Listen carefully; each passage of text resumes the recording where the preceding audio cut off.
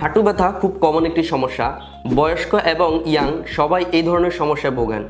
বয়স্কদের হাঁটু ব্যথার অন্যতম কারণ হচ্ছে হাঁটুর বয়সজনিত ক্ষয় অথবা অস্টিওআর্থ্রাইটিস, এবং যুবকদের অ্যাক্সিডেন্ট অথবা খেলতে গিয়ে স্পোর্টস ইনজুরি মানে নি ইনজুরি, মিনিসকাস অথবা লিগামেন্ট ইনজুরি হতে পারে।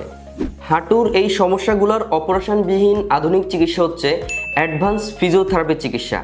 আমরা সাধারণত ozone therapy, pulse cryotherapy, pulse electromagnetic field therapy এবং এক্সারসাইজ রিহ্যাবিলিটেশন প্রোগ্রামের মাধ্যমে একজন রোগীকে স্থায়ী এই ধরনের সমস্যার সমাধান এনে দিতে পারি। একজন রোগী যখন আমাদের কাছে হাঁটুর সমস্যা নিয়ে আসেন, আমরা প্রথমে হাঁটু ব্যথার কারণ নির্ণয় করি। এটা কি মিনিসকাস ইনজুরি, নাকি লিগামেন্ট ইনজুরি, নাকি অস্টিওআর্থ্রাইটিস।